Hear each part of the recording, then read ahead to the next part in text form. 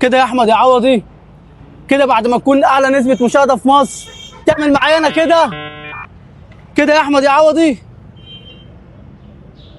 وربنا انا مش هسيب حقي ومش هسكت على اللي بيحصل ده. يا عم انا كلمتك. كلمني. بكلم يا عم احمد العوضي. تعبان ولا ايه؟ يا عم ما كلمتكش يا عم، توكل على الله يا عم بقى. ليه انت سامعك؟ فين احمد العوض؟ انا بكلمه يا عم اهو. فين هو؟ اهو قدامك اهو. خلي بالك تعبان علي كلاي يا اخويا. فين رجاله يا عم؟ شارب حاجه يا عم، توكلوا على الله. شارب حاجه. يا عم شارب حاجه. ايه؟ وفي يا جدعان توكلوا على الله يا رجاله. يلا يلا يا رجاله، خلاص بقى، خلاص حوار مع الراجل يا جماعه، يلا بقى يا عم، يلا يا حبيبي، يلا توكلوا على الله، توكلوا على الله. وفي يا عم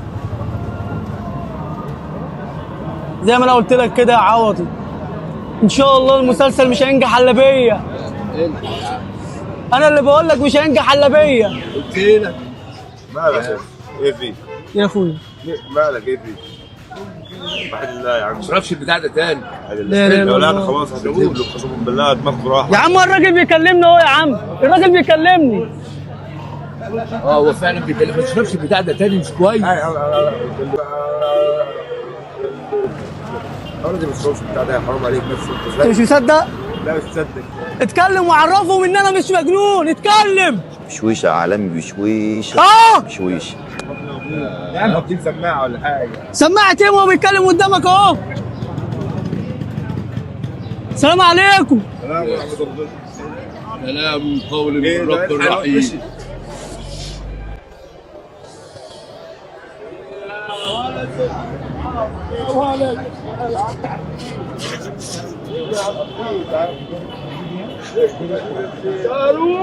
لا بروح شيء.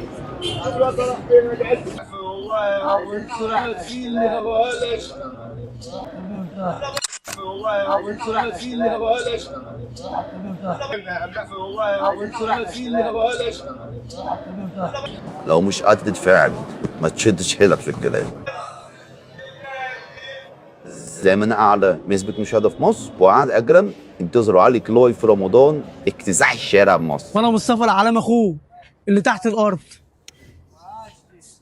لو انت وصلت لحد هنا يبقى لازم تصلي على النبي. الفيديو ده هديه لاخويا احمد العوضي، ان شاء الله بتمنى لك كل خير، وباذن الله علي كلاي اكتساح رمضان ان شاء الله القادم 2026 ابقى رقم واحد، وانت رقم واحد. اخوك مصطفى العالمي بيقول لك ثقه في الله نجاح.